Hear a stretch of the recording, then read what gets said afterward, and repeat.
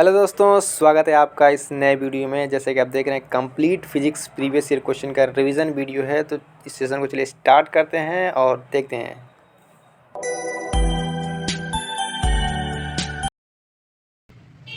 ये जो सेशन हमारा है इसको पहले समझते हैं। देखिए, जो सेशन बेसिकली है ये बीपीएससी प्रीलिम्स, ठीक है, यानी बिहार राज्य की जो भी परीक्षाएँ हैं और बीपीएससी प्रीलिम्स उसको लेके जो सामान्य अध्ययन पूर्वावलोकन है, इसके जो प्रीवियस ईयर के पेपर हैं इसमें सामान्य अध्ययन का जो है, इसमें हमने फिजिक्स के अब तक जितने बीपीएससी में क्वेश्चन आए हुए हैं उन सारे क्वेश्चन का एक कलेक्शन है। इनको वन बाय वन करके हम लोग देखेंगे, वो भी डिटेल एक्सप्लेनेशन के साथ। ये नहीं कि सिर्फ एक क्वेश्चन को पढ़ रहे हैं बाकी चीज़ें, उसके साथ साथ हम लोग क्वेश्चन के साथ जो भी उससे रिलेटेड एक्स्ट्रा फैक्ट है उसको रिलेट करते हुए हम लोग चीज़ों को डिस्कस करेंगे। तो चलिए हम लोग स्टार्ट करते हैं। हमारा पहला क्वेश्चन है इसमें, देखिए, भौतिक विज्ञान। बेसिकली हमारा क्या था, ये भौतिक विज्ञान फिजिक्स, और ये बीपीएससी प्रीलिम्स के जो भी अब तक के सारे क्वेश्चन फिजिक्स से पूछे उसको हम लोग इसमें देखेंगे, ठीक है। तो पहला क्वेश्चन हमारा इसमें है कि निम्न तत्वों में से किसी में न्यूट्रॉन नहीं होता है। ओके, कौन सा ऐसा तत्व है जिसमें न्यूट्रॉन नहीं होता है? ऑप्शन हमारे पास है, देखिए, ऑक्सीजन है, हाइड्रोजन, नाइट्रोजन, तांबा, और जो पांचवा आंसर इसमें इंट्रोड्यूस हुआ है ऑप्शन बेसिकली उपयुक्त में से कोई नहीं है, एक से अधिक। ये जो आपका है माइनस मार्किंग की तरह काम करता है इसमें, ठीक है। तो इसका जो राइट आंसर होगा ऑप्शन सी, हाइड्रोजन, ठीक है। हाइड्रोजन इसका राइट आंसर होगा कि इसमें से ऐसा ये एलिमेंट है जिसमें न्यूट्रॉन नहीं होता। अब देखिए, हाइड्रोजन बेसिकली इसका परमाणु क्रमांक 1 होता है, परमाणु क्रमांक 1 होता है, और साधारण जो हाइड्रोजन होता है उसका समस्थानिक में उसमें कोई न्यूट्रॉन नहीं होता है। जैसे कि अगर हाइड्रोजन का हम देखें तो भारी समस्थानिक जो ड्यूटेरियम है उसमें 1 न्यूट्रॉन होता है, जबकि और उससे भी ज़्यादा भारी हाइड्रोजन समस्थानिक ट्राइटियम अगर देखें तो उसमें 2 न्यूट्रॉन होता है, ठीक है। तो ये तो था इससे रिलेटेड जो भी कुछ जानकारियाँ। क्लियर है? चलिए हम देखते हैं नेक्स्ट क्वेश्चन। नेक्स्ट क्वेश्चन की अगर बात करें तो नेक्स्ट क्वेश्चन हमारे पास है कि एंगस्ट्राम की इकाई है, यूनिट पूछ रहा है यहाँ पर कि एंगस्ट्राम की यूनिट क्या है। देखिए, इसमें दिया हुआ है तरंग दैर्ध्य है, आवृत्ति है, ऊर्जा है और वेग है। फिर लास्ट वाला ऑप्शन ई है। तो देखिए, तरंग दैर्ध्य की देखें तो अगर एंगस्ट्राम बेसिकली है क्या, तो एंगस्ट्राम जो ये तरंग दैर्ध्य के लिए, यानी इसका राइट आंसर होगा ऑप्शन ए, तरंग दैर्ध्य की यूनिट है। अब देखिए, एक एंगस्ट्राम कितने मीटर के बराबर होता है? तो अगर एक एंगस्ट्राम की अगर हम बात करें तो ये बेसिकली होता है 10⁻⁻10 मीटर, ठीक है। 10⁻⁻10 मीटर एक एंगस्ट्राम बराबर होता है। तो इस तरीके से ये इन्फॉर्मेशन भी हमको अपने साथ लेके चलनी है कि हमें ये चीज़ का नॉलेज होना ज़रूरी है कि एक तरह जैसे टर्म्स आ रहे हैं उसके साथ ही और अदर इन्फॉर्मेशन क्या आती है इसके साथ, ठीक है। नेक्स्ट क्वेश्चन अगर हम देखें तो हमारा क्वेश्चन नंबर थर्ड हमारे पास क्या है कि प्रकाश वर्ष किसकी इकाई है, ठीक है। अब जो प्रकाश वर्ष है बेसिकली पूछ रहा है किसका यूनिट है। ओके, तो इसमें दिया हुआ हमारे पास ऑप्शन है समय है, गति है, दूरी है, प्रकाश की तीव्रता है, और लास्ट वाला भाई उपयुक्त में से कोई नहीं या उपयुक्त में से एक से अधिक। तो देखिए, इसका जो राइट आंसर हो जाएगा ऑप्शन हो जाएगा सी, दूरी, ठीक है। ये जो प्रकाश वर्ष है वो दूरी का मात्रक है। अब देखिए, एक प्रकाश वर्ष होता क्या है, तो जो प्रकाश वर्ष है, ठीक है, ये लाइट द्वारा एक वर्ष में तय की गई दूरी, जब भी लाइट जो है 1 ईयर में जितनी डिस्टेंस तय करती है उससे हम लोग कहते हैं प्रकाश वर्ष, ठीक है, उस दूरी को। और एक प्रकाश वर्ष जो है बेसिकली वो कितने के बराबर होता है, कितने मीटर के बराबर होता है अगर पूछा जाए तो एक प्रकाश वर्ष आपका होता है 9.46, ओके, इंटू 10⁻15 मीटर के बराबर होता है। तो यहाँ से हम एक क्वेश्चन ये भी बन सकता है कि अगर आप डायरेक्टली क्वेश्चन में दे दे एक प्रकाश वर्ष कितने मीटर के बराबर होता है, तो उसमें आपका आंसर होगा 9.4 इंटू 9.46 इंटू 10⁻15 मीटर। क्लियर? ये भी क्वेश्चन 2020 बीपीएससी प्रीलिम से पूछा हुआ क्वेश्चन है। देखिए, अगर आप पहले से चीज़ों को पढ़ चुके हैं तो भी आप रिवीजन के तौर पे भी देख सकते हैं, केवल सुन सकते हैं। तो इस तरीके से आप अपनी तैयारी को और बेहतर मजबूत कर सकते हैं। क्लियर है? नेक्स्ट क्वेश्चन अगर हम देखें, क्वेश्चन नंबर हमारा 4 हमारा क्या कह रहा है, इसको अगर देखें कि आवृत्ति को मापा जाता है। अब देखिए, फिर यहाँ पर यूनिट पूछ रहा है। क्लियर है? ऑप्शन दिया होगा हर्ट्स में, रेडियन में, मीटर पर सेकंड में, वाट में। क्लियर है? तो यहाँ पे इसका राइट आंसर होगा आवृत्ति को नापा जाता है हर्ट्स में, that is option A will be the right answer. Clear है? अब देखिए, जो आवृत्ति है, जो इसका मात्रक हर्ट्स है, ये एसआई मात्रक है। अगर आपसे पूछ ले कि आवृत्ति का एसआई मात्रक क्या होता है, तो एसआई मात्रक क्या बताएंगे, हर्ट्स बताएंगे। यही जो मात्रक इसका है कि एसआई, इसका ईसाई में यूनिट होता है। अब देखिए,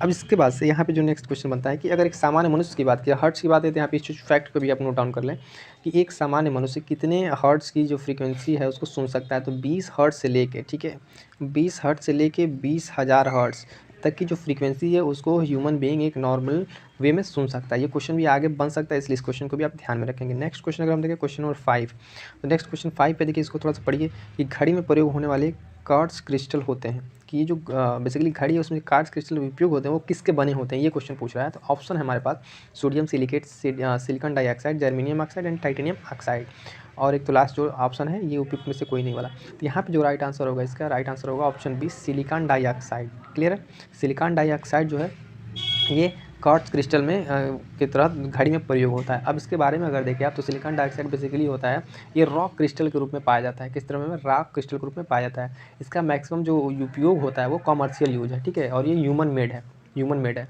ठीक है। और इसका अदर वे में अगर अदर जगहों पर अगर हम आप इसका प्रयोग देखें तो रेडियो आप कह सकते हैं, रेडियो में, एंड देन उसके बाद टेलीविज़न में भी किया जाता है। तो ये था हमारा क्वेश्चन नंबर 5, ठीक है। ये भी PPSC 17 में पूछा। और नेक्स्ट क्वेश्चन हमारा क्वेश्चन 6। अब देखिए हर्ट्स में क्या मापा जाता है। अभी हमने क्वेश्चन को डिस्कस किया कि आवृत्ति के बारे में, फ्रीक्वेंसी इसमें मापी जाती है, ऑप्शन दिया होता है इसमें राइट आंसर ऑप्शन, इस पर ज़्यादा डिस्कस करने की ज़रूरत नहीं है, वही चीज़ आप में रिपीट हुआ क्वेश्चन। अब देखिए जो लोग कहते हैं क्वेश्चन रिपीट नहीं होता, उस बात पर ध्यान रखें कि क्वेश्चन रिपीट होते हैं, और ये क्वेश्चन हमसे गलत नहीं होने चाहिए। अगर आप नो डाउट के एग्ज़ाम क्वालिफाई करना चाहते हैं तो आपको ये स्ट्रेंथ बनानी होगी कि हमारा जो क्वेश्चन है रिपीटेड क्वेश्चन वो गलत हमसे ना हो। नेक्स्ट क्वेश्चन हम लोग देखते हैं क्वेश्चन नंबर 7। क्वेश्चन नंबर 7 हमारे पास क्या है कि विद्युत शक्ति की इकाई, फिजिक्स का है तो यूनिट पे ज़्यादा फोकस रहेगा कि यूनिट मिक्स करके देगा उसमें। ऑप्शन ए है एम्पियर, देन वोल्ट, कूलाम, वाट, ठीक है। तो इसका राइट आंसर क्या होगा? इसका राइट आंसर होगा ऑप्शन डी। इसका राइट आंसर होगा ऑप्शन डी, वाट। अब देखिए विद्युत शक्ति का यूनिट पूछा, तो ये विद्युत शक्ति बेसिकली होता क्या है? ये कार्य करने की दर होता है, कार्य करने की दर यानी वर्क अपॉन टाइम, ठीक है, वर्क अपॉन टाइम यूज होता है। और इसका जो मात्रक है ये SI मात्रक है, ये भी याद रखें कैसा मात्रक है? SI मात्रक है। क्लियर है, तो इस तरीके से क्वेश्चन को हमको डील करना है। नेक्स्ट क्वेश्चन हमारे पास है क्वेश्चन नंबर 8। ये क्वेश्चन क्या कह रहा है कि दृश्य स्पेक्ट्रम के तरंगदैर्ध्य की सीमा है। अब देखिए ये जो रेंज है बेसिकली आपको ये कहीं पर डायरेक्ट इसका आंसर नहीं उतना मिलेगा, बट आपको एक रेंज देखना है, कौन अप्रोप्रिएट रेंज इसमें सही होकर आ रहा है। तो इसमें जो राइट आंसर है आपका 39 एंगस्ट्राम से लेके, ठीक है, 3900 एंगस्ट्राम से 70, यानी ऑप्शन बी जो आपका है इसमें आपका सही होगा, ठीक है। इसको आप याद रखें तो फैक्ट के तौर पे कि इस तरह के इतने रेंज का जो आपका इसमें बनता है, इस तरीके से आपका आंसर इसमें बन के आता है। कई बार इसमें बोर्ड्स जो बिहार बोर्ड्स है, ठीक है, वो इसमें आयोग इसमें इस तरह में कई बार आंसर को कई बार गलत किया है या फिर कोई और आंसर इसमें अप्रोप्रिएट मान लिया है। नेक्स्ट क्वेश्चन उसी से रिलेटेड है, क्वेश्चन नंबर 9। सौर विकिरण में निम्न में से किस परास में दिखता है? वही परास की बात कर रहे थे यहाँ पे, वही 400 से 700 नैनोमीटर यहाँ पे बात की जा रही है नैनोमीटर की। तो नैनोमीटर पर आप बेसिकली ध्यान देंगे कि यूनिट क्या है, किस यूनिट में पूछ रहा है, ठीक है, एंगस्ट्राम में पूछा है फिर नैनोमीटर में पूछ रहा है। अगर ही एंगस्ट्राम में पूछता तो वही हमारा 3900 एंगस्ट्राम से 7000 के आसपास था। अभी नैनोमीटर में तो 4000 से लेकर 400 से लेकर 700 नैनोमीटर के बीच में बात कही गई है। ये भी क्वेश्चन 2 बार रिपीटेड है BPSC प्रीलिम्स 2011, तो प्लीज़ फोकस करेंगे इस चीज़ पर, आप इसको समझते हुए चलेंगे। नेक्स्ट क्वेश्चन नंबर 10 हमारा है, आर्द्रता किस उपकरण से नापी जाती है? ओके, ह्यूमिडिटी मेजर करने कौन सा इंस्ट्रूमेंट है? ऑप्शन आपके पास है hydrometer, pyrometer, hygrometer and lactometer. Okay, तो इसमें जो इसका राइट आंसर हमारा देखिए बनेगा हाइग्रोमीटर। क्लियर, हाइग्रोमीटर से क्या हम लोग मापते हैं? बेसिकली आर्द्रता मापते हैं। और ये जो हम लोग हाइग्रोमीटर से मेज़र करते हैं आर्द्रता, ये जो एक सापेक्षिक आर्द्रता है, रिलेटिव टू ह्यूमिडिटी मेज़र करते हैं। इससे आप लिक्विड या फिर जल इस तरह का जो कंपेरेटिवली आप डेंसिटी का मापन करते हैं, ठीक है। इसमें एक और देखिएगा दिया हुआ लैक्टोमीटर, लैक्टोमीटर आप देखते हैं दूध का इससे मेजरमेंट करते हैं, मिल्क का, ठीक है। इस तरह का और भी जो इंस्ट्रूमेंट है इसको आप लोग एक बार देख लेंगे ज़रूर। Next question 11। क्वेश्चन नंबर 11 क्या है कि दाब की इकाई क्या है? ठीक है, क्वेश्चन है दाब, प्रेशर, न्यूटन पर वर्ग मीटर, ठीक है, न्यूटन मीटर, न्यूटन पर metre, newton metre square, like that, ठीक है। तो इसका जो राइट आंसर है, पहले देखिए फॉर्मूला आपको क्लियर होना चाहिए, फिर इसके जो भी बेसिक फार्मूले वो आपको क्लियर होने चाहिए। तो इसका जो राइट आंसर बन के आएगा, इसका ऑप्शन बनेगा ऑप्शन ए, न्यूटन पर मीटर स्क्वायर, यानी option A will be the right answer. अब देखिए इस प्रेशर बेसिकली होता क्या है? P इज इक्वल टू होता है F/A, मतलब कि किसी जहाँ पे किसी यूनिट एरिया पे कौन सा फोर्स लगा है, तो फोर्स यूनिट तो न्यूटन, ठीक है, एरिया तो एरिया का मीटर, मीटर स्क्वायर यानी मीटर स्क्वायर। तो इस तरीके से हम इसको फार्मूले से हम लोग इसको कैलकुलेट करते हैं। ध्यान रखिएगा जो ये इस यूनिट है इसका, इसे हम लोग अदर नाम से भी जानते हैं, जिसको हम कहते हैं पास्कल। क्या कहते हैं? पास्कल, बेसिकली पास्कल, ठीक है। अब देखिए एक चीज़ यहाँ नोट कर लीजिए, दाब जो है ये एक अदिश राशि है। कैसी राशि है? अदिश राशि। क्वेश्चन में डायरेक्ट देकर पूछ लेगा ऑप्शन विद एग्जाम्पल्स आपसे कि आप बताइए इनसे निम्नलिखित में कौन सी सदिश राशि है, निम्नलिखित में कौन सी सदिश राशि है, ठीक है। तो इसका आगे भी हम लोग डिस्कस करेंगे, क्वेश्चन आएगा इस तरीके का। क्वेश्चन नंबर 12 हमारे पास है BPSC प्रीलिम्स 2019 दाब का मात्रक है। ठीक है, यहाँ पे देखिए सारे मात्रक को आप एक बार ध्यान से देखिए कौन इसमें सही है। तो बेसिकली यहाँ पे हमारा ऑप्शन एक सही हो रहा जाएगा, लास्ट ऑप्शन ऑप्शन ई। यहाँ पे इसमें से कोई सही नहीं या फिर एक से अधिक, ये वाला ऑप्शन हमारा यहाँ पे अप्रोप्रिएट सही होगा। क्लियर है। नेक्स्ट देखते हैं हम क्वेश्चन नंबर 13। ये पूरी एक क्वेश्चन की सीरीज़ है जो अब तक के सारे क्वेश्चन पूछे उनका एक कंपाइलेशन है। आप इसको बेहतरीन तरीके से चाहे तो रिवीजन के तौर पे भी देख सकते हैं या फिर आप कंसेप्ट तो इतना नहीं है इसमें, लेकिन बट हाँ जो भी इससे रिलेटेड थोड़े एक दो फैक्ट उसको डिस्कस किया जा रहा है, क्योंकि एक सिर्फ क्वेश्चन प्रीवियस रिवीजन की वीडियो तो इसको आप लोग ध्यान से देखिएगा। नेक्स्ट क्वेश्चन हमारा 13, निम्नलिखित में कौन सी अदिश राशि, देखिए अभी हमने क्वेश्चन डिस्कस कर ही रहे थे कि अदिश राशि और सदिश राशि। अब देखिए यहाँ पे बल दिया है, वेग, ताप, त्वरण और उपयुक्त में से कोई नहीं एक से अधिक। तो इसका राइट आंसर क्या बनेगा, इसका राइट आंसर बनेगा ऑप्शन बी। अभी हमने बताया कि दाब कैसी राशि है, एक अदिश राशि है, हम डिस्कस किए। अब देखिए सदिश राशि और अदिश राशि क्या होती है, इसका अंतर आप यहाँ पे समझ लीजिए। ठीक है, सदिश राशि क्या है, सदिश राशि वे राशियाँ, ठीक है, जिनमें दिशा और परिमाण दोनों होती हैं, जिसको आप व्यक्त करने के लिए उसमें दिशा यानी डायरेक्शन और प्लस मैग्नीट्यूड दोनों की जरूरत पड़ी तो सदिश राशियाँ। अदिश राशियाँ जिनमें केवल परिमाण होता है, दिशा की आवश्यकता या फिर दिशा उसमें नहीं होती है। अगर आप इनके अदिश राशियों में देखें तो दाब, आयतन, चाल, दूरी इस तरीके से आते हैं। नेक्स्ट क्वेश्चन अगर हम लोग देखें क्वेश्चन नंबर 14 क्या कह रहा है कि निम्नलिखित में से किस राशि का मात्रक नहीं है। ये भी क्वेश्चन बढ़िया है, किसका मात्रक नहीं है, नहीं है। अब देखिए इसमें दिया हुआ है ऑप्शन हमारे पास है किस राशि का, तो बल का तो मात्रक न्यूटन होता है, दाब का भी हमने देखा पास्कल या फिर न्यूटन पर मीटर स्क्वायर प्रतिबल। इसमें जो ऑप्शन है option C is the right answer कि विकृति एक ऐसा है जिसका कोई ना ही बीमा है, बीमाहीन राशि और इसका कोई मात्रक नहीं होता है, तो राइट आंसर हो जाएगा ऑप्शन सी। ठीक है, उसके बाद देखते हैं क्वेश्चन नंबर 15। इसको थोड़ा सा ध्यान से पढ़ने की ज़रूरत है। क्वेश्चन नंबर 15 सही कथन पूछ रहा है, यहाँ पे थोड़ा सा ध्यान देने वाली बात है। अब देखिए यहाँ पे कंसेप्ट की बात है, कंसेप्चुअल क्वेश्चन आपको पढ़िए पहले। क्वेश्चन ऑप्शन ए है, लाल प्रकाश का तरंग दैर्ध्य बैंगनी प्रकाश से कम है, लाल प्रकाश का तरंग दैर्ध्य बैंगनी प्रकाश से ज़्यादा है, बैंगनी प्रकाश का तरंग दैर्ध्य हरे प्रकाश से ज़्यादा है, बैंगनी प्रकाश का तरंग दैर्ध्य पीले प्रकाश से ज़्यादा है, उपयुक्त में कोई नहीं। अब देखिए यहाँ पे जो इसका राइट आंसर होगा वो होगा ऑप्शन बी। हम लोग सब जानते हैं कि लाल रंग का प्रकाश तरंग दैर्ध्य वो बैंगनी से ज़्यादा होता है, यही सी तरंग दैर्ध्य की वजह से इसको हम लोग ज़्यादा से ज़्यादा हम लोग कहाँ यूज करते हैं, इसको रेड लाइटों में या फिर वहाँ पे यूज करते हैं। इसका तरंग दैर्ध्य ज़्यादा होने का इसका प्रकीर्णन कम होता है। ठीक है, और इसका हम लोग एक राइट आंसर अगर हम देखें, आंसर तो हो गया कौन है रे। पर एक चीज़ और ध्यान देंगे कि जब तरंग दैर्ध्य ज़्यादा होता है, ठीक है, तो उसकी जो आवृत्ति होती है वो सबसे कम होती है। अगर जिसका तरंग दैर्ध्य ज़्यादा है तो उसकी आवृत्ति कम होगी। इस हिसाब से बैगनी रंग का अगर आप देखें तरंग दैर्ध्य कम है तो इसका जो आवृत्ति होगा वो ज़्यादा होगा। नेक्स्ट क्वेश्चन हम लोग देखते हैं क्वेश्चन नंबर 16 क्वेश्चन क्या है कि एक परमाणु के केंद्र में धनावेशित हिस्सा कहलाता है, proton, neutron, electron, nucleus, what ever be the right answer, what will be the right answer. Okay, next question इसमें हम लोग था क्या। अब देखिए इसमें क्या है, बेसिकली इसका राइट आंसर जो बन के आएगा वो आएगा न्यूक्लियस। ठीक है, ऑप्शन डी न्यूक्लियस। अब ये न्यूक्लियस होता क्या है, ये जो होता है न्यूक्लियस एक परमाणु के केंद्र का धनावेशित हिस्सा है, जिसे आप नाभिक कह लें या फिर न्यूक्लियस कह लें, नाभिक या न्यूक्लियस। ठीक है, अब इसमें इसके नाभिक में प्रोटॉन और न्यूट्रॉन स्थित होते हैं। ठीक है, और जो न्यूक्लियन कहलाते हैं, प्रोटॉन धनावेशित होता है और बाकी इसमें ऋणावेशित। ठीक है, और जो इलेक्ट्रॉन होता है इसके बाहरी कक्षाओं में चक्कर लगाता है। नेक्स्ट क्वेश्चन अगर हम देखें क्वेश्चन नंबर 17। ठीक है, क्वेश्चन नंबर 17 क्या है कि एक ठोस सीधे गैस में परिवर्तित होता है तो उसको क्या कहते हैं, कि कौन सा ऐसा प्रोसेस जब भी आप किसी ठोस को इस तरह से गर्म करें या फिर कुछ भी करें गैस पर, तो वो प्रक्रिया ऊर्ध्वपातन, वाष्पन, संघनन, उबलना क्या कहलाती है। तो प्रोसेस जो है ऊर्ध्वपातन यानी सब्लिमेशन कहलाती है, इस चीज़ को याद रखेंगे। ठीक है, तो कई बार हम लोग बहुत बेसिक से क्वेश्चन है। अब ये होता क्या है कि ऊर्ध्वपातन कौन सा प्रोसेस है, ऊर्ध्वपातन बेसिकली एक प्रोसेस है जिसमें कोई भी ठोस, ठीक है, द्रव में बदले बिना सीधे गैस में परिवर्तित हो जाता है। किस में परिवर्तित होता है, गैस में भी। क्वेश्चन 2017 यूपीएससी प्रीलिम्स का है, ध्यान देंगे इस चीज़ पे। क्वेश्चन नंबर 18 क्या है, क्वेश्चन नंबर 18 है हमारे पास कि कास्मिक किरणें हैं। कास्मिक किरणें क्या है बेसिकली, तो कास्मिक किरणें जो है आवेशित कण है। ठीक है, चार्ज पार्टिकल है, अनावेशित ऑप्शन में अनावेशित, तो इस तरह कुछ में ध्यान देने की बात नहीं है।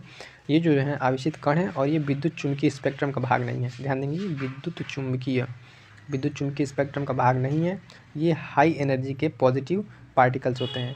ये जो बेसिकली स्पेस में जो है, ठीक है, लगभग लाइट के स्पीड से ये भी इसमें मूवमेंट करते हैं या फिर मोशन करते हैं इस चीज़ पे, ये इससे पॉइंट है इसमें। नेक्स्ट क्वेश्चन नंबर 19, पूजी स्पेक्ट्रम में जी शब्द किसके लिए प्रयुक्त होता है।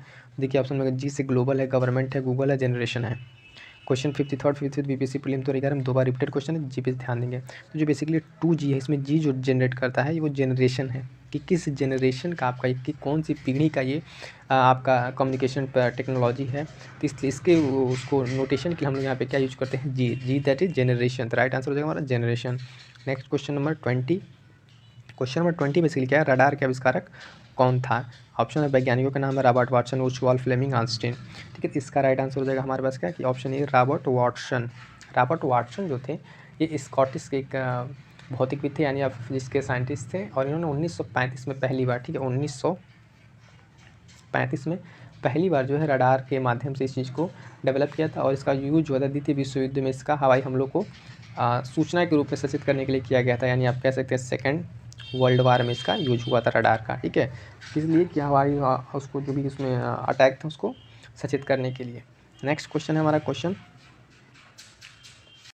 ये क्वेश्चन देखिए क्या कह रहा है, गॉड पार्टिकल है। गॉड पार्टिकल बेसिकली क्या है, किसको कहा जाता है। ऑप्शन इसमें न्यूट्रिनो, हिग्स बोसान, मेसान और पॉजिट्रॉन। ऑप्शन पर आप ध्यान देंगे तो जो बेसिकली ये है गॉड पार्टिकल, ये है हिग्स बोसान। इसका राइट आंसर हो जाएगा ऑप्शन बी हिग्स बोसान। ये जो है इसके सबसे पहले आप इसका पहले परिकल्पना जो है या फिर इसका एक्सपेरिमेंटल जो किया गया था वो एक वैज्ञानिक मीडिया के द्वारा किया गया था कि इसको ईश्वरीय कण या गॉड पार्टिकल का नाम दिया गया था। ठीक है, हिग्स बोसान जो कण है बेसिकली जो वैज्ञानिक, इसके ब्रिटेन के वैज्ञानिक PW हिग्स और बेल्जियम के W एल्गार्ड, ठीक है, इनको 2013 में भौतिक विज्ञान का नोबेल पुरस्कार दिया गया। तब सोचिए कि जिन्होंने हिग्स बोसान नाम का इस पार्टिकल की खोज की उन्हें क्या दिया गया, नोबेल। ठीक है, भौतिकी का नोबेल प्राइज़ उन्हें दिया गया, किसके लिए, हिग्स बोसान के लिए। तो इस हिग्स बोसान को ही कहते हैं गॉड पार्टिकल। ये points to be remember. Next question, question number 22। Sir CV Raman को भौतिकी नोबेल पुरस्कार प्राप्त हुआ था किस ईयर में। हमारे भारतीय जो ये वैज्ञानिक थे इनको प्राप्त हुआ था, तो इनको जो हुआ था ये पुरस्कार आप देखें तो 1930 में, यानी ऑप्शन बी इसका राइट आंसर है। 1930 में इनको भौतिकी का नोबेल प्राप्त हुआ था। अगर देखिए भारत में अगर हम देखें भौतिक शास्त्र का नोबेल प्राप्त करने वाले, ठीक है, पहले भारतीय जो वैज्ञानिक थे वो डॉक्टर चंद्रशेखर वेंकट रमन थे। कौन थे, यानी फिजिक्स में पहले भौतिक में नोबेल पाने वाले कौन थे, डॉक्टर चंद्रशेखर वेंकट रमन। ठीक है, तो इस तरीके से इन्हें ही ये पुरस्कार दिया गया था। और बेसिकली इन्हीं का जो नाम CV रमन आप देख सकते हैं, तो इन्हीं का नाम आप शॉर्ट में CV रमन के या फिर वेंकटेश रमन के हैं। अगर आप यहाँ पे एक और चीज़ ध्यान दें कि यहाँ पे आपको जो पॉइंट और रिलेट करके याद करने वाली है वहाँ पे ये कि आप भारत से अब तक जितने भी व्यक्तियों को नोबेल मिला हुआ है, चाहे जिस भी फील्ड में मिला हो, आप उनको एक बार ज़रूर रिवीजन कर लें। 1-2 पॉइंट हम बता दे रहे हैं, जैसे कि आपको रविंद्रनाथ टैगोर को मिला था साहित्य में, ठीक है, साहित्य का नोबेल। अरविंद खुराना को चिकित्सा का। अगर आप मदर टेरेसा को देखें तो शांति का। कैलाश सत्यार्थी को शांति का। अमर्त्य सेन जो हुए थे 1998 में, इनको अर्थशास्त्र का मिला था। इस तरीके से जो अभिजीत बनर्जी भी हैं जिन्हें अर्थशास्त्र का मिला 2019 में। इस तरीके से नोबेल प्राइज़ को आप ध्यान में रखेंगे। नेक्स्ट क्वेश्चन हमारे पास क्वेश्चन नंबर 23। इस क्वेश्चन में देखिए कि टेलीस्कोप की खोज किस वैज्ञानिक ने की थी। तो बेसिकली बहुत ही ईजी क्वेश्चन है, अब हम लोग पहले से पढ़ते आ रहे हैं। 23 का इसका राइट आंसर होगा ऑप्शन डी, गैलीलियो ने इसकी खोज की थी। ठीक है, इसके बाद से अगर हम देखें कि अदर क्वेश्चन की इस तरह से क्वेश्चन जब भी आते हैं ना तो ये फैक्ट के तौर पे क्वेश्चन है, मतलब स्पेशली एक फैक्ट की किसका खोज किसने की, कब किया था, इस तरह क्वेश्चन पर हमें ध्यान देना चाहिए बेसिकली। नेक्स्ट क्वेश्चन हमारे पास क्वेश्चन नंबर 24। इस सदी की शुरुआत हवाई जहाज़ किसने आविष्कार किया। तो बट ऑब्वियसली राइट्स ब्रदर, हमने सब इन्हें याद कर रखा है, एकदम रटा रहा क्वेश्चन है। बट इसमें भी देखिए जेम्स वाट का नाम है, ब्रून ब्राउन, हैम्पी डेवी, तो इनके भी जो भी आप आविष्कार हैं उनको भी आप ध्यान में रख सकते हैं। इसके बाद से हम देखते हैं अपना next question, question number 25। Question number 25 क्या 1 माइक्रोन बराबर है। तो 1 माइक्रोन बेसिकली यहाँ पे ऑप्शन के हिसाब से बराबर है ऑप्शन सी 1/100 मिमी। अब देखिए 1 माइक्रोन 10⁻³ -3 मिमी। अगर यही चीज़ मीटर में हो, सेंटीमीटर में हो, तो आप उस चीज़ का ध्यान रखेंगे कैसे चीज़ें बदल रही हैं यहाँ पर। क्लियर है। नेक्स्ट क्वेश्चन, हाँ, अब देखिए यहाँ पे जो ये बनाने वाला जो भी सारा सिस्टम है, यहाँ पे चीज़ बता दें आपको इंपॉर्टेंट कि इस पर जो भी पावर्स हैं 10⁻0 से 1 से लेकर 10⁻⁻⁻ तक, इस पर हमने एक सेपरेट वीडियो बना रखी है। ठीक है, सेपरेट वीडियो है, अगर आप चाहें तो उस वीडियो को जाकर देख सकते हैं। उस वीडियो को लिंक हम डिस्क्रिप्शन में दे देंगे, क्योंकि वहाँ से देखिए छोटे छोटे क्वेश्चन है कि इसका कन्वर्जन कैसे होता है, किस पावर को क्या नाम दिया जाता है, कितने पावर टू दी पावर होता है। ये सारी चीज़ों को हमने बेसिकली एक सेपरेट वीडियो में बहुत ही 5 से 6 मिनट की वीडियो उसमें हमने एकदम बेहतरीन तरीके से एक्सप्लेन किया हुआ। क्लियर है, तो आप चाहे तो वीडियो देख सकते हैं। नेक्स्ट क्वेश्चन हम लोग देखते हैं, क्वेश्चन नंबर 26। 40 डिग्री सेल्सियस का मान फ़ारेनहाइट स्केल में होता है। तो 40 डिग्री का मान जब आप फ़ारेनहाइट सेल्सियस में लेके जाएंगे तो उसका बेसिकली मान आएगा 104 डिग्री फ़ारेनहाइट। अब आप पूछेंगे ये डायरेक्ट आपने कैसे बता दिया? हमने फार्मूला से बताया, क्योंकि फार्मूला होता है F=9/5 प्लस इंटू सी और प्लस 32। ठीक है, ये फार्मूला होता है। इसमें देखिए सी सेल्सियस वाला है और फ़ारेनहाइट निकालना, तो यहाँ पर आप 40 डिग्री को पुट कीजिए इसमें और इसको कैलकुलेट कीजिए। आपका जो आंसर आएगा वो आ जाएगा 104 degree Fahrenheit. 104 degree Fahrenheit basically आपका निकल के आएगा यहाँ पे क्वेश्चन।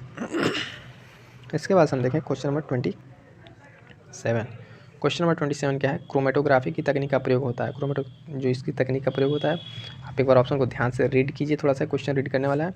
पदार्थों को रंगीन पहचान करने में, पदार्थ संरचना निर्धारण में, रंगीन पदार्थों के प्रभावी आचमन में, एक मिश्रित पदार्थों को अलग करने में। तो बेसिकली इसका जो ऑप्शन होता है वो होता है ऑप्शन डी, कि एक मिश्रण से पदार्थों को अलग करने में वो जो प्रोसेस जो है वो कहलाती है chromatography. Question number BPSC prelims 1997 और 98 क्वेश्चन पूछा हुआ है।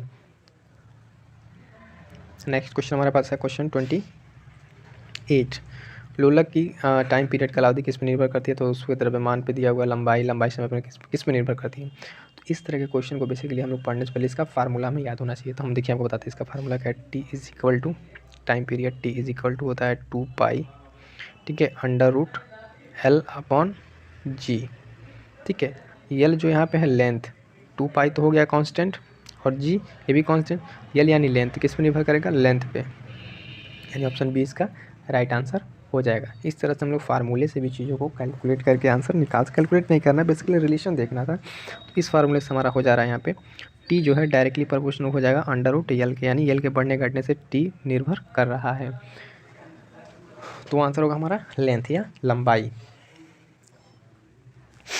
Next question 29। बल गुणनफल है, बेसिकली क्या है? द्रव्यमान वेग त्वरण द्रव्यमान। ठीक है, तो हम लोग फार्मूला जानते हैं F=m/a। ये हम द्रव्यमान है, ए त्वरण है, यानी द्रव्यमान और त्वरण का ऑप्शन बी इसका राइट आंसर हो जाएगा। ठीक है, कुछ बेसिक फार्मूले हैं उन्हें भी हमें ध्यान रखना है। Next question 30।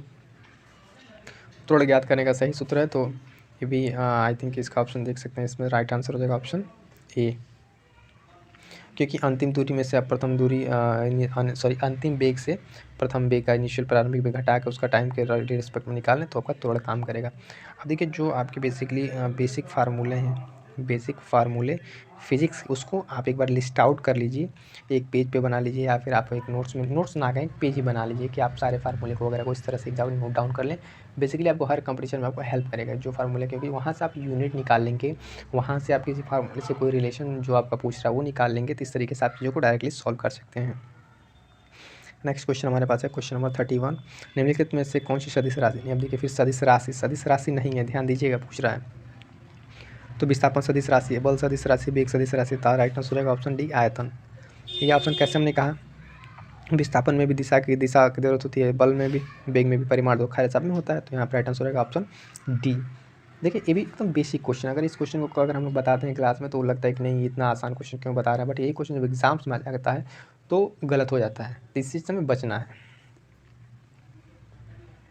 Next question 32। पदार्थ के संवेग और वेग के अनुपात से कौन सी भौतिक राशि प्राप्त की जा सकती है? अनुपात, संवेग क्या होता है? m/v। ठीक है, अनुपात पूछ रहा है वेग से v, और संवेग p होता है p=mv, तो v से v कैंसिल आउट, क्या बच गया? यम क्या है? द्रव्यमान है। राइट आंसर हो जाएगा इसका ऑप्शन सी द्रव्यमान।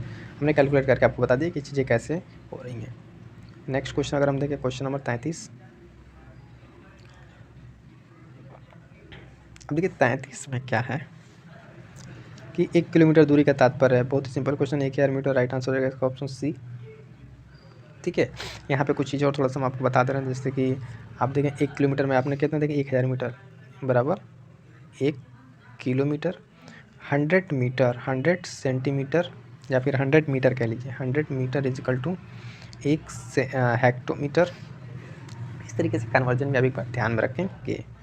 नेक्स्ट क्वेश्चन, 1 पिकोग्राम बराबर होता है वही 10 टू द पावर वाला आ गया फिर से क्वेश्चन, तो इसका राइट आंसर रहेगा ऑप्शन सी 10⁻12 ग्राम। आपको ये फैक्ट याद होना चाहिए, इसके अलावा इसमें कोई रास्ता नहीं है।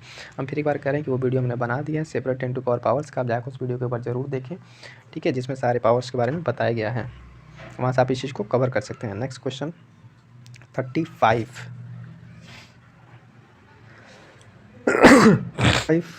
अब क्या है कि आप लिफ्ट में खड़े हैं, उसका फर्श जो आपको सुबह लगा रहा है क्या है उसका, तो ऑप्शन पढ़िए कि लिफ्ट के द्वारा जो त्वरण लग रहा है ऊपर से थोड़ा सा ऊपर जाते समय शून्य होगा, उसी थोड़ा से नीचे आते समय शून्य होगा, थोड़ा से किसी भी दिशा में जाने समय शून्य होगा, दर बदलने से प्रभावित नहीं होगा। तो इसका जो राइट आंसर होगा आपका, हम इसमें देखें तो इसका होगा ऑप्शन बी।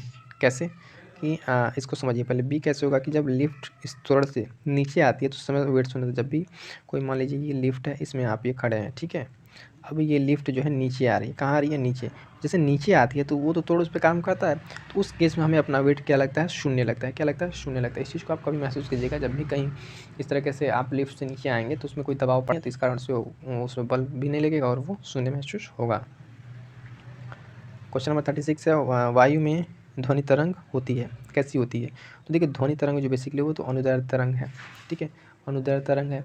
अब इसको देखिए जो ध्वनि तरंगे हैं इसके बारे में थोड़ा समझिए। ये ध्वनि तरंगे बेसिकली यांत्रिक तरंगे कहलाती हैं। क्या कहलाती हैं, यांत्रिक तरंगे, ठीक है। अब यांत्रिक तरंगे क्योंकि इनके संचरण के लिए ना द्रव्यात्मक मतलब माध्यम की आवश्यकता, या तो ठोस, द्रव या गैस, कोई भी एक मीडियम होना चाहिए। यही तरंगे जो अनुदैर्ध्य तरंग कहलाते हैं, क्योंकि इसके जो घटक होते हैं, कंपोनेंट होते हैं, वो उनका मोशन जो बेसिकली होता है ना वो उसी के अनुदिश से दोलन करता रहता है, ठीक है। क्वेश्चन बीपीएससी 2019 का क्वेश्चन, तो इसमें इस 2 पॉइंट का आप ध्यान रखेंगे। नेक्स्ट क्वेश्चन हमारे पास 37, रेत और नैफ्थलीन के मिश्रण को, रेत है ध्यान दीजिएगा, रेत और नैफ्थलीन के मिश्रण को किसके द्वारा पृथक किया जाता है। देखिए ये मान लीजिए रेत है, ठीक है, हमने रेत ले लिया। अब इसमें मान लीजिए नैफ्थलीन टुकड़े हैं, ये पॉट में हमने इस चीज़ को रखा है। अब कह रहा है कि इसको कैसे अलग किया जा सकता है। इसमें ऑप्शन है ऊर्ध्वपातन, आसवन, क्रोमेटोग्राफी, आंशिक आसवन। तो देखिए ये जो बेसिकली अलग होगा वो होगा ऊर्ध्वपातन, सब्लिमेशन से। क्यों सब्लिमेशन से अलग होगा ये चीज़, इस पर ध्यान दीजिए। क्योंकि नैफ्थलीन जो इसमें ये टुकड़ा भी हमने जो बनाया नैफ्थलीन का, आप देखें तो ये जो है इसमें ऊर्ध्वपातन का प्रॉपर्टी शो करता है कि अगर आप इसको गर्म करेंगे तो ये सारी चीज़ें आप हीट करने के बाद ये निकल जाएंगी, बच जाएगा आपका रेत। इस तरीके से हम इसमें इस चीज़ को सेपरेट कर पाएंगे, ठीक है। नेक्स्ट क्वेश्चन अगर हम देखते हैं, क्वेश्चन नंबर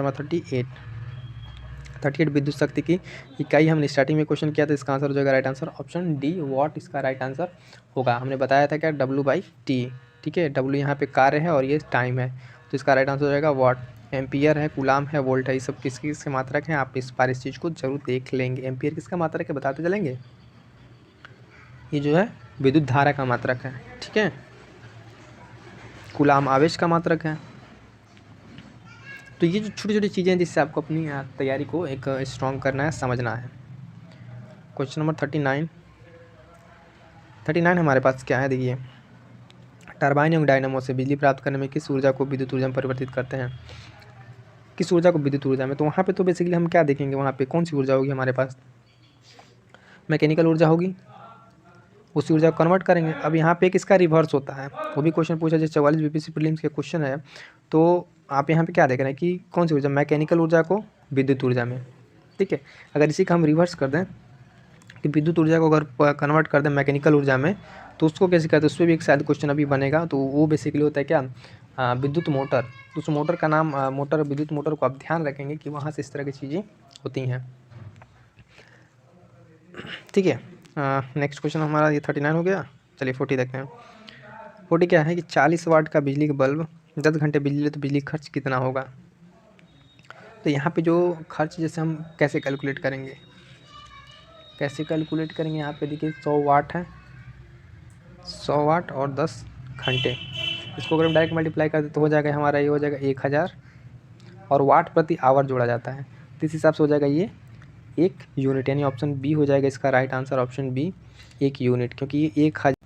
तो 41 क्वेश्चन क्या है, इसको देखते हैं कि ये देखिए 2 समांतर प्रतिरोध वाले सर्किट का कुल प्रतिरोध 1.403 किलो ओम है। यदि एक प्रतिरोध का मान 2 किलो ओम है तो दूसरे प्रतिरोध का मान होगा, ठीक है। अब देखिए ये जो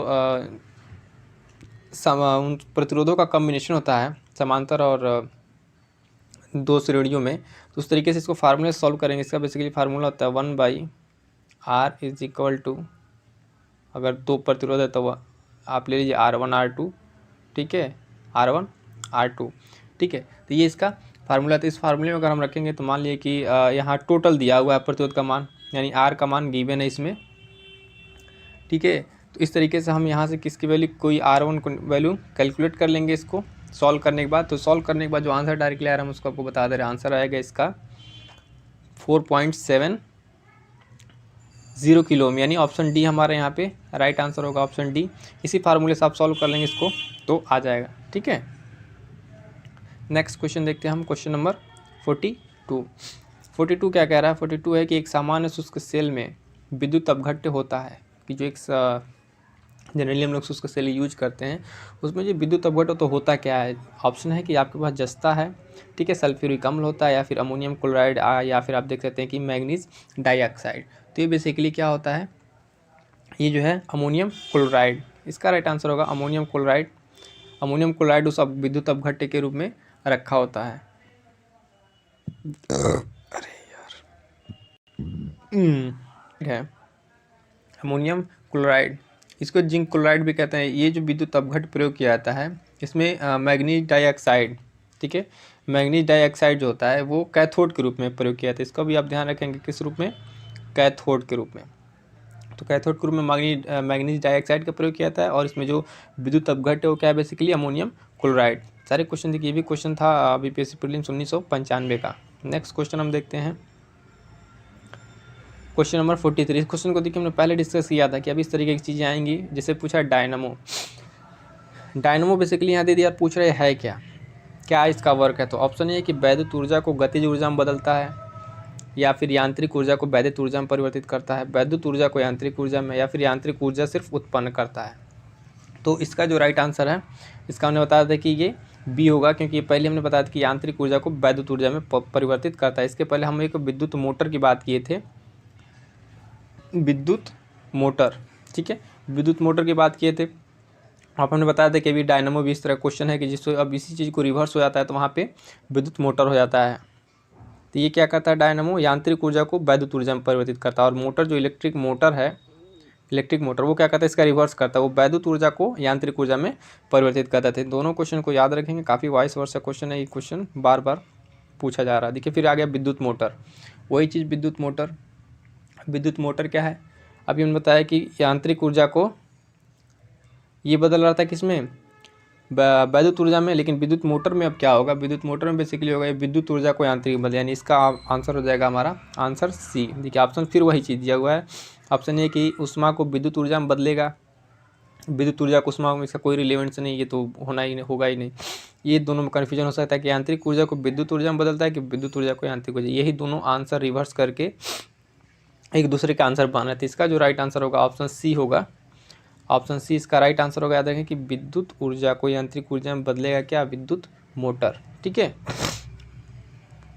नेक्स्ट क्वेश्चन जो 46 है, 46, चलिए ये देखते हैं, ये क्या है, विद्युत धारा किस उपकरण से नापी जाती है। विद्युत धारा किस उपकरण से नापी जाती है, तो बेसिकली अभी ऑप्शन हमारे पास है वोल्टीमीटर, एमीटर, वोल्टामीटर और पोटेंशियोमीटर। एक तो ऑप्शन इसमें जो इंक्लूड हो गया उपयुक्त में से कोई नहीं, या फिर एक से अधिक।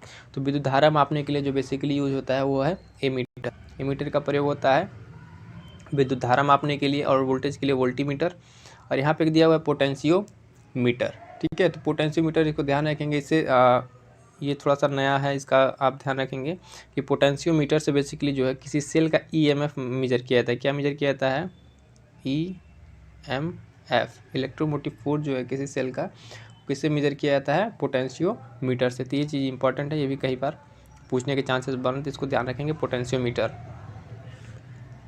इस तरह क्वेश्चन जब भी देखिएगा, कई चीज़ें जो जब आती हैं इस तरह की, तो उसमें किस इंस्ट्रूमेंट से मेजर किया जाता है, इसकी बेसिकली आप जो भी इंपॉर्टेंट है, जैसे वोल्टीमीटर हो गया, मीटर, प्रतिरोध, इस सारी चीज़ों को एक साथ कहीं अगर आप एक जगह नोट डाउन करके उसको लिख लेते हैं तो आपको याद करने में काफ़ी ईजी होगी, क्योंकि ये चीज़ें एक साथ रहेंगी तो वहाँ पे कन्फ्यूज़न कम होगा। नेक्स्ट क्वेश्चन देखते हैं, क्वेश्चन नंबर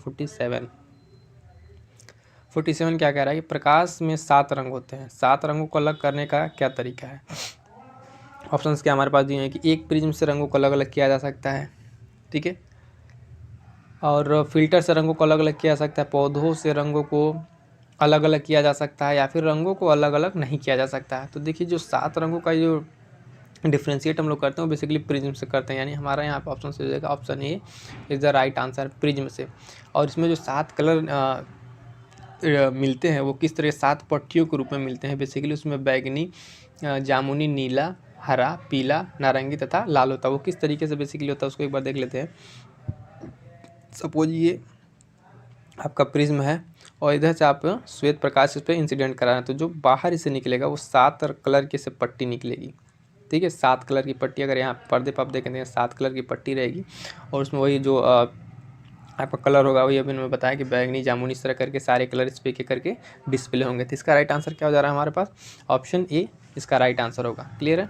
नेक्स्ट क्वेश्चन देखते हैं, क्वेश्चन 48 क्या है कि यदि किसी एनक के लेंसों की शक्ति 2 डायोप्टर है प्लस 2 डायोप्टर, तो इसकी फोकस दूरी क्या होगी। इसके लिए देखिए इसके लिए बेसिकली फार्मूला वही यूज होता है कि फोकस दूरी F is equal to 1 upon lens की क्षमता, जिसे कैपिटल डी से अगर हम डिनोट करें, ये लेंस की क्षमता है जिसे डायोप्टर में मेजर करते हैं। तो F is equal to 1 upon D, यहाँ दिया हुआ है +2। तो इस तरीके से इसको अगर हम देखें तो ये कितना आ जाएगा, 0.5 मीटर आएगा।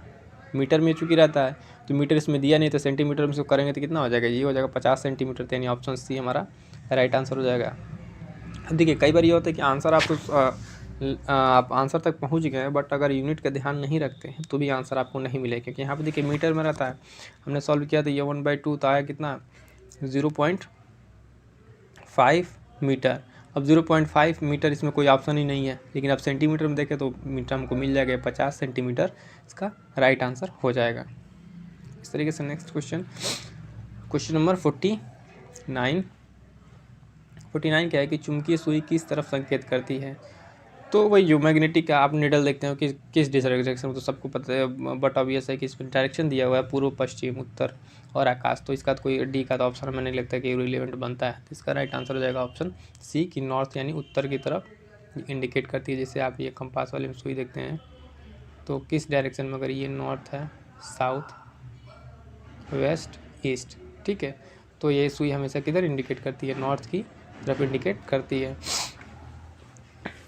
नेक्स्ट ये क्वेश्चन अगर हम देखें 50, क्वेश्चन नंबर 50, ये क्या है कि श्वेत प्रकाश को नली में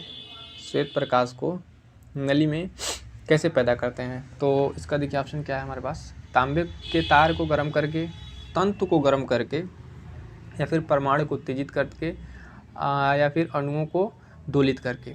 तो इसका राइट आंसर हो जाएगा हमारे पास बी। इसको हम लोग कैसे करते हैं, तंतु को गर्म करके। हमारे यहाँ पर आंसर क्या बन रहा है, तंतु को गर्म करके। इसका राइट आंसर होगा ऑप्शन बी। ठीक है, अब ये क्या है इसको थोड़ा सा समझ लेते हैं। देखिए कि जो श्वेत प्रकाश है ना, ये प्रतिदीप्त ट्यूब में इस पे करने के लिए इसमें निम्न दाब की आवश्यकता होती है। निम्न दाब पर इसको बनाया जाता है, उसमें वाष्प में करके इसको पैदा करें। जबकि इसमें जो इसका तंतु में इलेक्ट्रिक प्रवाह है वो बेसिकली अदृश्य पराबैंगनी किरणें उत्सर्जित करता है। किस तरह किरणें उत्सर्जित करता है, अदृश्य पराबैंगनी किरणें। और ये जो पराबैंगनी किरणें हैं ये नलिका के अंदर जो बेसिकली उसमें जो पदार्थ है उसमें मिल के एक वाइट प्रकाश का फॉर्मेशन करती हैं। तो वहाँ पर इस तरीके की चीज़ें बनती हैं। तो इस चीज़ को भी आप थोड़ा सा समझते हुए चलेंगे। नेक्स्ट हम देखते हैं इसमें क्वेश्चन नंबर 51, आइंस्टीन को नोबेल प्राइज़ किस कार्य पर मिला था। ये क्वेश्चन भी मोस्ट इंपॉर्टेंट, आई थिंक कई बार हम देख चुके हैं, रिपीटेड है, कई एग्जाम्स में पूछा हुआ क्वेश्चन है कि आइंस्टीन को नोबेल प्राइज़ किस कार्य पर मिला था। तो देखिए ऑप्शन है इसमें अपेक्षिता, बोस आइंस्टीन संगणन, संहति एवं ऊर्जा की तुल्यता, प्रकाश विद्युत प्रभाव और उपयुक्त में से कोई नहीं। तो इसका जो राइट आंसर है वो है ऑप्शन डी, विद्युत प्रभाव। प्रकाश विद्युत प्रभाव पे इनको आइंस्टीन को नोबेल प्राइज़ मिला था। और ये प्रकाश विद्युत प्रभाव जो इसकी व्याख्या इन्होंने किया था लगभग 1921 में। कब किया था, 1921 में किया था। और उसी टाइम इनको भौतिकी का नोबेल प्राइज़ मिला था। Okay, next question 52 is that कि विद्युत उत्पन्न करने के लिए कौन सी धातु का उपयोग होता है। ठीक है, तो विद्युत उत्पन्न करने के लिए किस धातु का उपयोग होता है, तो बेसिकली यूरेनियम। ठीक है, ऑप्शन में हमारे पास यूरेनियम, तांबा, लोहा जो भी है, लेकिन इसका राइट आंसर क्या है हमारे पास, ए यूरेनियम। तो यूरेनियम धातु का उपयोग होता है क्योंकि ये जो यूरेनियम धातु या मेटल का है, ये नाभिकीय रिएक्टर से ऊर्जा का उत्पादन करता है। कैसे? नाभिकीय रिएक्टर में, ठीक है, नाभिकीय रिएक्टर में इसका यूज होता है, तो वहाँ से हमें इलेक्ट्रिक मिल जाती है। नेक्स्ट क्वेश्चन देखें, क्वेश्चन नंबर 53। 53 क्या है? कमरे को ठंडा किया जा सकता है। कैसे कैसे किया जा सकता है? देखिए, पानी के बहाने से संपीड़ित गैस को उसमें से छोड़ दें उस रूम में, कमरे में, या फिर रसोई गैस से ठोस को पिघलाने से। तो इसका राइट आंसर हो जाएगा किसमें? अगर हम संपीड़ित गैस को छोड़ दें, यानी ऑप्शन बी हमारा जो है वो राइट आंसर होगा कि संपीड़ित गैस को अगर हम कमरे में छोड़ दें तो फिर वो कमरा एकदम से ठंडा हो जाएगा, ठीक है। उसका बेसिकली इसको, अगर ये गैस को छोड़ने का मतलब क्या है कि वहाँ का टेम्परेचर कम होने लगता है, इस वजह से रूम जो है बेसिकली ठंडा हो जाएगा। नेक्स्ट क्वेश्चन अगर देखें, क्वेश्चन नंबर 54 क्या है कि आमतौर पर सुरक्षा फ्यूज लगाने के लिए प्रयोग होने वाला तार किस पदार्थ का बना होता है? तो ये तार देखिए क्या ऑप्शन है, टीन है, निकेल, सीसा, टीन और शीशे की एक मिश्र धातु। ये भी बीपीएससी प्रीलिम्स 2004 का क्वेश्चन है। जो सारे क्वेश्चन है बीपीएससी प्रीलिम्स के ही हैं, और इसमें कंपाइलेशन क्या कर रहे थे ना, फिजिक्स का ही है। नेक्स्ट वीडियो में अगर हम लोग देखेंगे तो इसमें केमिस्ट्री और बायो को भी फिर एक साथ करेंगे।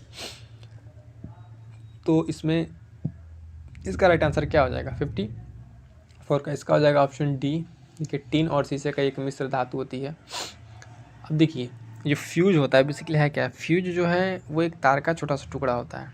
ये जो है ना, इसमें रांगा जिसको बोलते हैं, रांगा और शीशा, बेसिकली इसको आप टीन और लेड भी कह सकते हो। तो उसका एक मिक्सअप होता है, ठीक है।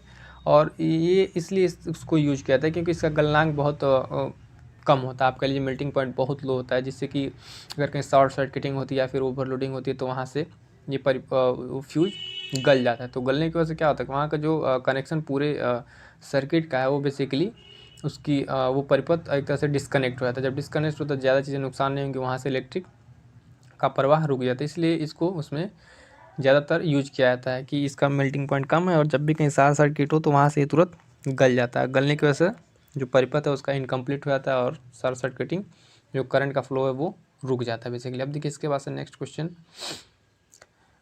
55, ये क्या है? निम्न में से कौन सा ऊष्मा का सबसे अधिक कुचालक है? ध्यान दीजिएगा वर्ड पे, कुचालक है, ना कि सुचालक पूछ रहा है। अब देखिए, तांबा है, पारा, सीसा, जस्ता। तो इसमें क्या हो जाएगा? इसका ऑप्शन हो जाएगा सी, पारा। ये सबसे अधिक कुचालक है। अब कुचालक सुचालक तो आप जानते हैं कि ऐसा पदार्थ जिसमें विद्युत धारा प्रवाहित न हो तो कुचालक हो जाएगा, जिसमें इलेक्ट्रिक इजीली न प्रवाह हो सके तो बेसिकली ऊष्मा का कुचालक हो जाता है। जैसे लकड़ी है, कांच है, ये सब चीज़ें क्या है? ऊष्मा की कुचालक हैं। लेकिन जो सभी धातुएं हैं, मेटल्स हैं, वो ऊष्मा की एक चालक होती हैं। और उनकी तुलना अगर हम देखें, जैसे कि लेड है या फिर पारा, ठीक है, तो इसमें जो ऊष्मा की चालकता होती है वो बहुत कम होती है। और कम क्यों होती है? उसमें ऊष्मा की चालकता लगभग जो भी आप अगर कैलकुलेट करें तो एक कुछ भी मान उसका वाट में आएगा, लेकिन इसमें जो है उसकी ऊष्मा की चालकता काफ़ी कम होती है। तो इस ऑप्शन के अकॉर्डिंग हमारा क्या हो जाएगा? पारा राइट आंसर हो जाएगा। 56 क्या अति चालकता का लक्षण है? अति चालकता, अब देखिए अति चालकता क्या है? तो अति चालकता में इसमें दिया हुआ है कि उच्च पारगम्यता, ठीक है, निम्न पारगम्यता और शून्य पारगम्यता, अनंत पारगम्यता, ठीक है। अब ये बेसिकली है क्या? पहले अगर आप ये टर्म अति चालकता अगर समझ रहे हैं तब जाके इसका आंसर आप दे पाएंगे, ठीक है। इसका जो राइट आंसर होगा वो आंसर होगा ऑप्शन सी, ठीक है। ऑप्शन सी क्या है? शून्य पारगम्यता। अब इसको एक बार समझ लिए कि ये बेसिकली है क्या चीज़। ये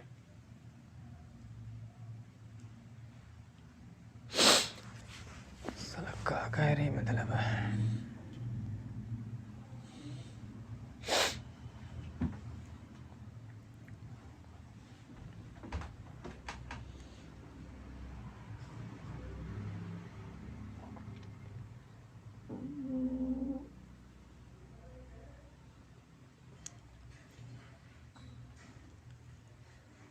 तो देखिए, जो अति चालकता है इसमें क्या है कि इसमें जो अगर न्यून ताप पर अगर हम किसी तत्व को लेकर ऐसा कोई कंपाउंड या बनाए तो उसका जो बिहेवियर है वो चेंज होता है। चेंज होकर क्या होता है कि उसमें जो उसकी प्रतिरोध होती है, ठीक है, और उसमें जो ऊर्जा का ह्रास होता है उसके साथ, मतलब बहुत ऊर्जा का निम्न ह्रास होगा, और विद्युत धारा जो प्रवाहित होती है वो बहुत एक फ्लो में प्रवाहित होने लगे, और एक स्थान से दूसरे स्थान में उसके संचरण में भी काफ़ी इफिशियंसी, दक्षता उसकी बढ़ जाती है। तो इस तरह की जो कंडीशन होती है अति चालकता होती है।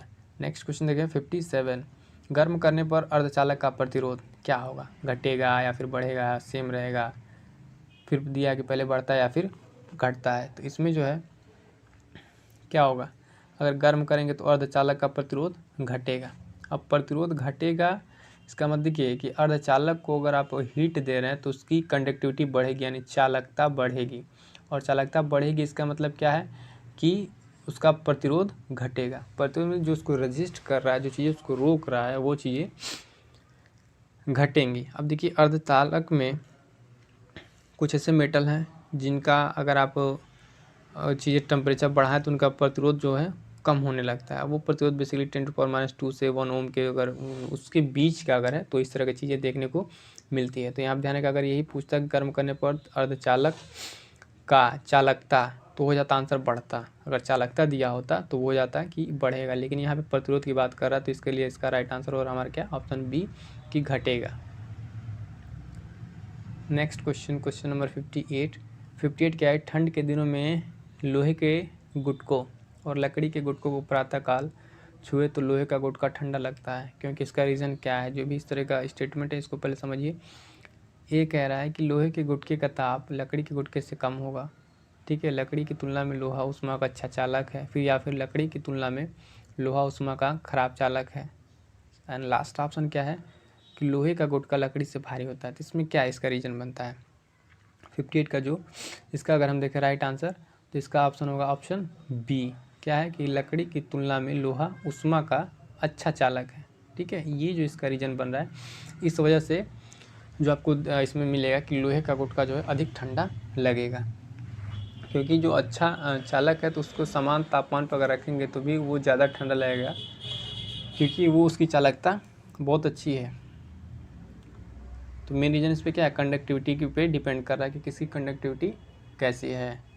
नेक्स्ट क्वेश्चन 58 के 59, ये क्या है? कमरे में रखा रेफ्रिजरेटर का दरवाज़ा खोलकर, अगर कमरे में कोई सपोज कि रेफ्रिजरेटर रखा हुआ है, अगर उसका दरवाज़ा खोल दे रहे हैं तो क्या इम्पैक्ट पड़ेगा?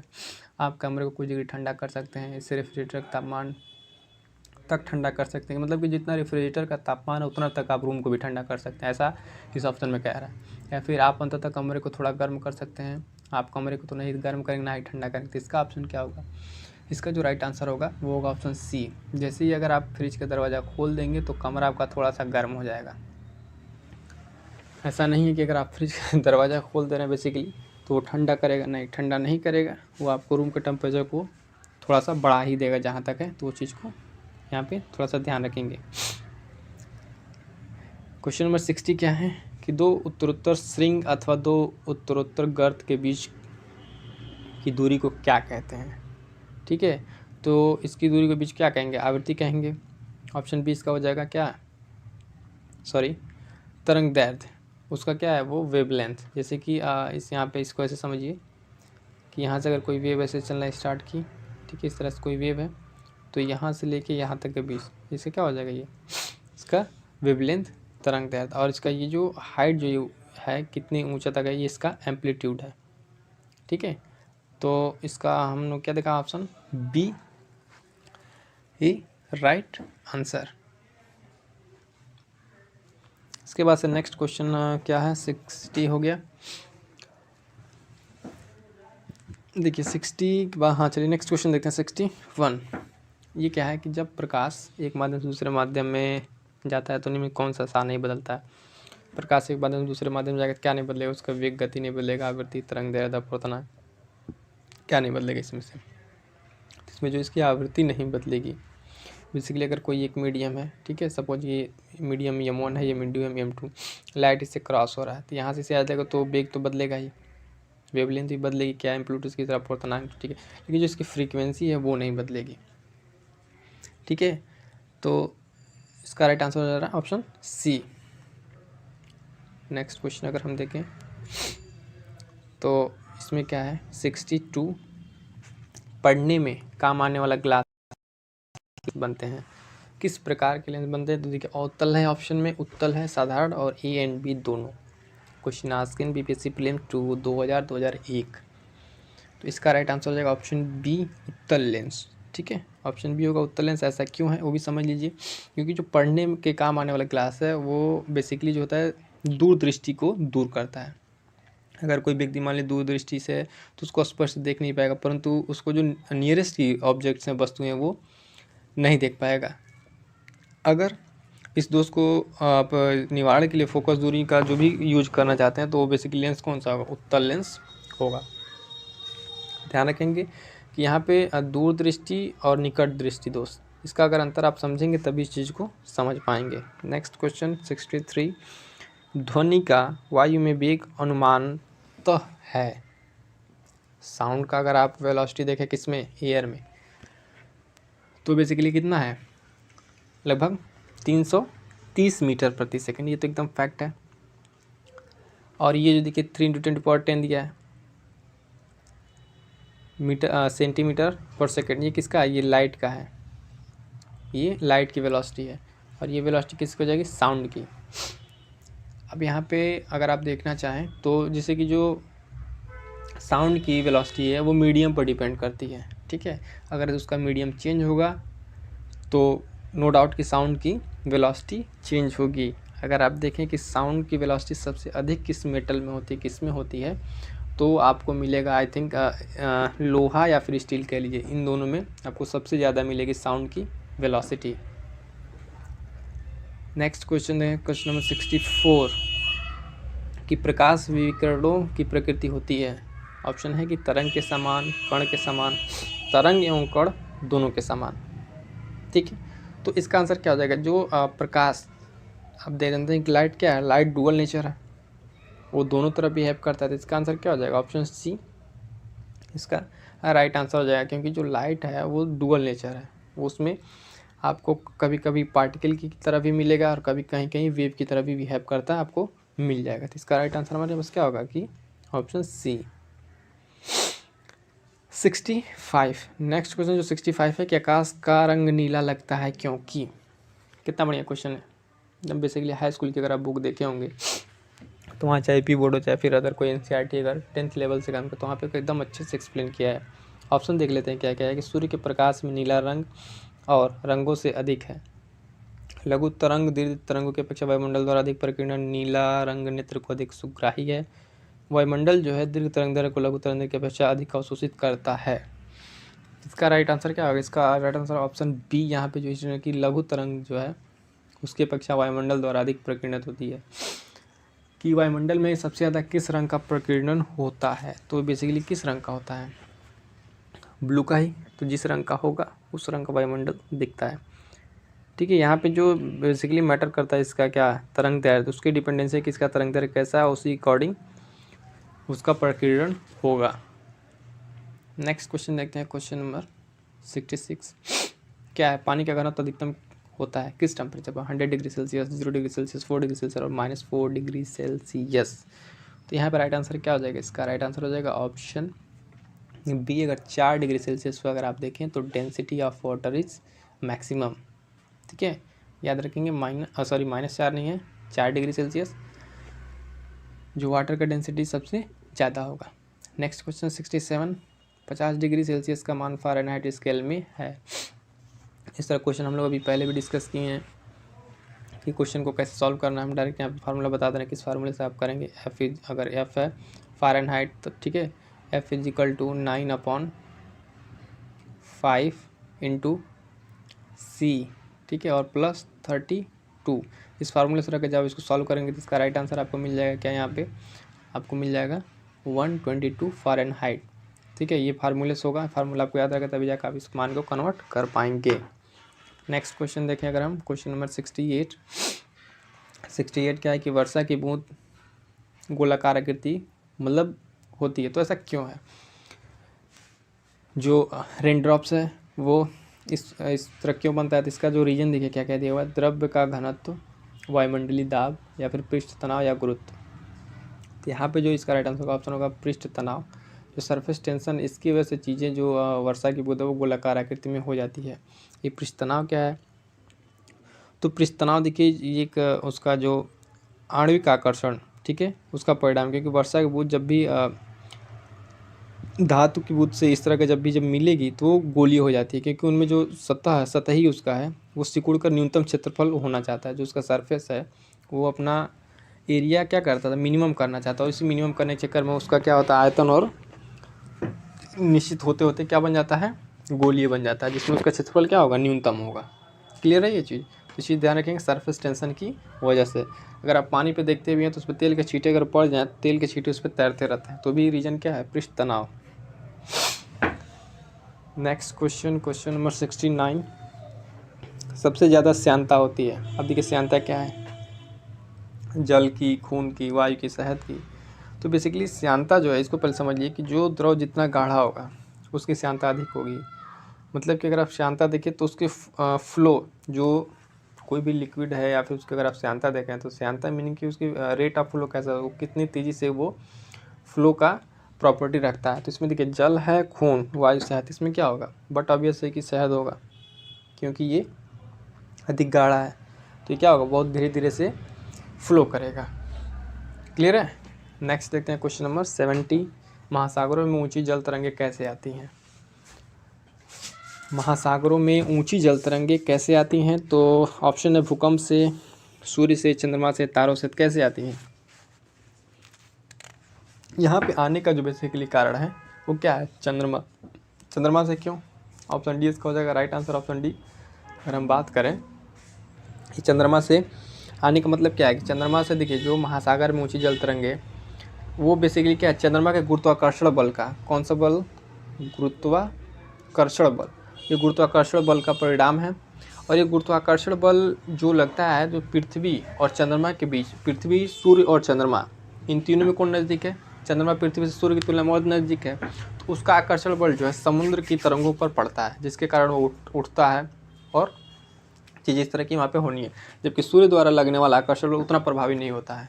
तो इसलिए सूर्य द्वारा जल तरंगे चंद्रमा की तुलना में क्या होगा, बेसिकली ज़्यादा ऊपर नहीं उठ पाती हैं। तो यहाँ पर हमारा राइट आंसर क्या बनेगा, option D is the basically right answer. Next देखते हैं क्वेश्चन नंबर 71। 71 क्या है कि जब एक पत्थर को चाँद की सतह से पृथ्वी पर लाया जाता है, तो सपोज कि कोई स्टोन है, कोई उस तरह की चीज़ें हैं, उसको हम कहाँ से ला रहे हैं, चाँद की सतह से पृथ्वी पर, तो इसका द्रव्यमान बदल जाएगा या फिर इसका भार बदल जाएगा, परंतु द्रव्यमान नहीं, भार एवं द्रव्यमान दोनों बदल जाएंगे। न द्रव्यमान बदलेगा न भार बदलेगा। यहाँ पे इस कंसेप्ट समझिए कि जब किसी पत्थर को चाँद की सतह पर लाया जाएगा तो उसका द्रव्यमान तो स्थिर रहेगा, लेकिन भार अधिक हो जाएगा। क्यों? क्योंकि पृथ्वी पर जो है चंद्रमा की अपेक्षा में गुरुत्वीय त्वरण ज़्यादा होगा। तो इसके अकॉर्डिंग क्या है, इसका ऑप्शन हो जाएगा ऑप्शन बी, कि भार बदल जाएगा परंतु द्रव्यमान नहीं। अब देखिए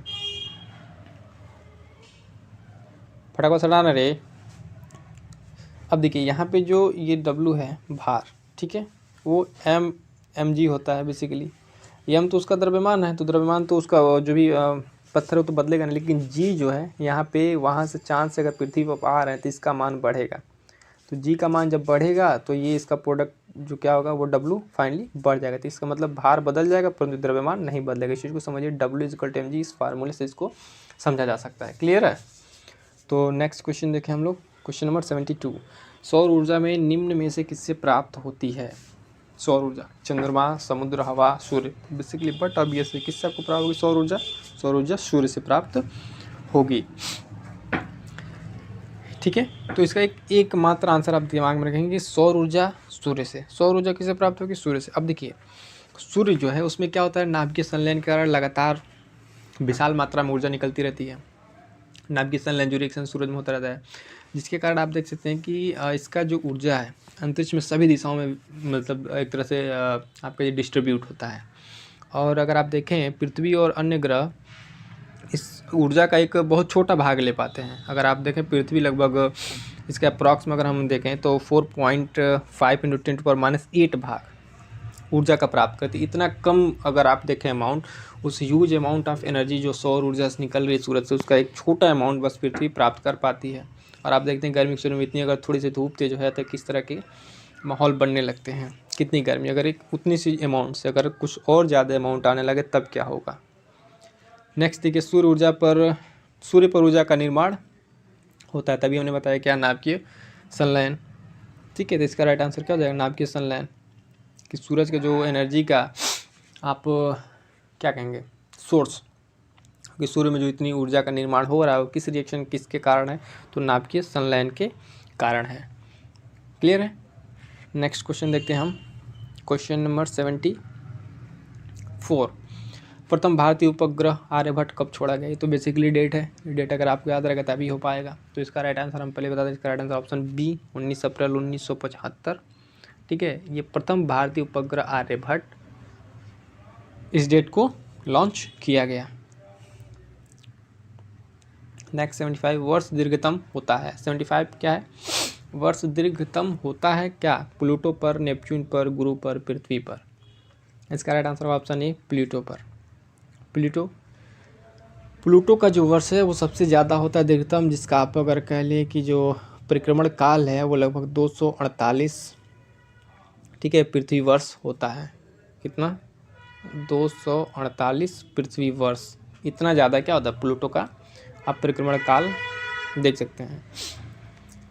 नेक्स्ट हमारे पास क्वेश्चन नंबर 76, विद्युत चुम्बकीय तरंगों का वेग होता है। तो विद्युत चुम्बकीय तरंगों का वेग जो बेसिकली 3 × 10⁸ मीटर पर सेकेंड, वही क्या हमने बताया, जो लाइट वाला जो आप देख सकते हैं, लाइट की एनर्जी वाला वही। अब देखिए क्या है कि वे तरंगे जिनके संचरित होने के लिए माध्यम की आवश्यकता नहीं होती है उन्हें विद्युत चुम्बकीय तरंगे कहते हैं। क्या कहते हैं? विद्युत चुम्बकीय तरंगे। डिफरेंस फिर से सुन लीजिए, क्या है कि वे तरंगे जिनको संचरित होने के लिए माध्यम की आवश्यकता नहीं होती है उन्हें क्या कहते हैं? विद्युत चुम्बकीय तरंग कहते हैं। जबकि इनकी चाल जो है निर्वात में प्रकाश के चाल के बराबर होती है। तो प्रकाश की चाल निर्वात में कितनी होती है? वही 3 × 10⁸ मीटर पर सेकेंड। तो इसलिए इसका राइट आंसर क्या हो जाएगा? Option A. क्लियर है ये चीज़। चलिए नेक्स्ट देखते हैं क्वेश्चन नंबर 77, सूर्य के प्रकाश का धरती की सतह पर पहुँचने में लगने वाला समय है लगभग, तो लगभग कितना समय लगते थे? तो फैक्ट लगभग कितना इसमें समय दिया हुआ है, 8 मिनट, 8.5 मिनट या फिर 3D, इस तरह का ऑप्शन दिए हुए। तो इसका राइट आंसर क्या होता है? लगभग 8.5 मिनट लगता है, ये आंसर होगा हमारे पास।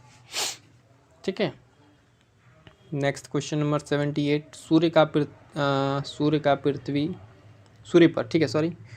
प्रकाश पृथ्वी पर पहुंचता है। फिर वही क्वेश्चन, रिपीटेड क्वेश्चन, 8 मिनट लगभग आया। फिर देखिए यहाँ पे उपयुक्त में से कोई नहीं, तो लगता है बेसिकली 8.5 मिनट, लेकिन 8 मिनट दिया है, उपयुक्त में से कोई भी नहीं थी। यहाँ पर अगर हम देखना चाहें तो ऑप्शन हमें अगर देखें तो यहाँ पे ऑप्शन ई होना चाहिए, क्योंकि उपयुक्त में से कोई नहीं। 8.5 मिनट है, वहाँ लिखा जा सकता था, लेकिन देखिए यहाँ पे कन्फ्यूजन है। ठीक है, इसका जो आंसर है वो बिहार PCS में आयोग ने ऑप्शन सी को माना है, लेकिन यहाँ पर होना चाहिए था ई, लेकिन माना क्या है आयोग ने? इसका आंसर सी को माना है। तो ये चीज़ आप ध्यान में रखेंगे। 79, सौरमंडल का सबसे बड़ा ग्रह है बृहस्पति, नो डाउट। ठीक है, सौरमंडल सबसे बड़ा ग्रह बृहस्पति, और सबसे छोटा ग्रह कौन सा है? तो है बुध। कौन सा है? बुध ग्रह सबसे छोटा ग्रह है, और बृहस्पति का जो अब तो बड़ा है तो व्यास भी ऑब्वियस बड़ा होगा, इसमें नो डाउट। नेक्स्ट क्वेश्चन देखते हैं, क्वेश्चन नंबर 80, निम्नलिखित में कौन सा एक कंप्यूटर की भाषा नहीं है? बेसिक, सी, फास्ट, फोर्ट्रॉन। इसका ऑप्शन हो जाएगा ऑप्शन सी फास्ट। ये कोई लैंग्वेज नहीं है कंप्यूटर की। बेसिक भी ये कंप्यूटर की लैंग्वेज है, कि सी भी लैंग्वेज है, फोर्ट्रॉन भी एक लैंग्वेज है, लेकिन जो फास्ट है ये कोई कंप्यूटर की लैंग्वेज नहीं है। नेक्स्ट क्वेश्चन देखिए, क्वेश्चन नंबर 81। 81 क्या है कि निम्न में से कौन सी धातु रोशनी के बल्बों में फिलामेंट के रूप में प्रयोग होती है? लौह है, चांदी है, मोलिब्डेनम है, टंगस्टन है। किस रूप में? फिलामेंट के रूप में। तो फिलामेंट के रूप में तो आई होप कि टंगस्टन, किसी का आंसर नहीं गलत होना चाहिए, टंगस्टन यूज होता है। अब टंगस्टन यहाँ क्यों यूज होता है उसको भी समझ लीजिए, कि टंगस्टन यूज करने का देखिए कि इसका उपयोग जो अगर हम करते हैं तो इसमें क्या है, इसका जो आप प्रतिरोधकता कह ले या फिर आप मेल्टिंग पॉइंट भी देख ले तो भी बहुत ज़्यादा होता है, जिस वजह से गलता भी नहीं होती, इस वजह से आप कह सकते हैं टंगस्टन। लेकिन इसका आंसर क्या होगा? टंगस्टन। क्वेश्चन नंबर 83 क्या है